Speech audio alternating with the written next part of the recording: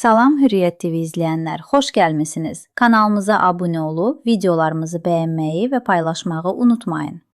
Dövlət Təhlükəsizliyi Xidmətinin Hürriyyət qəzeti və Hürriyyət TV-də keçirdiyi əməliyyat zamanı saxlanılan baş redaktor Vüqar Məmmədovun istintaqı yekunlaşıb. Hürriyyət.az xəbər verir ki, bu barədə saytımıza baş redaktorun qardaşı Cəsur Məmmədov məlumat verib. Onun sözlərinə görə, cinayət işinin materialları artıq baş prokurorluğa təqdim olunub və sənədlərə qarşıdakı 5 gün ərzində baxılacaq. Qeyd edək ki, baş prokurorluq ittiham aktını əsassız hesab edərsə, iddia rədd oluna bilər.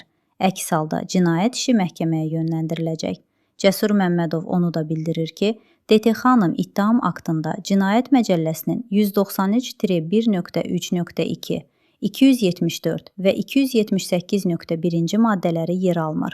Bu isə bir daha onu təsdiq edir ki, Vüqar Tofiqoğlunun Ramiz Mehgiyev işi ilə bağlı ittiham olunması dəfələrlə qeyd etdiyimiz kimi absurd, kimlərinsə xəyal məhsulundan başqa bir şey olmayıb.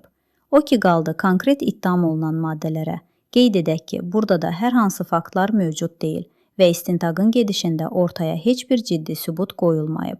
Xatırladaq ki, Vüqar Tofiqoğlu Cinayət Məcəlləsinin 182.2.2 və 182.2.4-cü maddələri ilə ittiham edilir.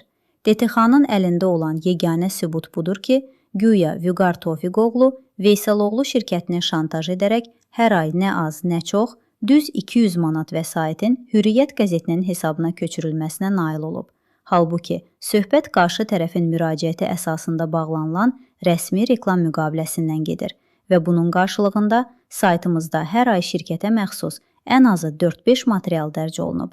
Üstəlik, Veysaloğlu bu müqaviləni yalnız Hürriyyətlə deyil, ölkədə nəşr olunan əksər qəzet və saytlarla bağlayıb. Bu faktın özü də ittihamın qondarma olduğunu ortaya qoyur. Bütün bunlar haqda sabah Hürriyyət.az saytında daha ətraflı məlumat verəcəyik.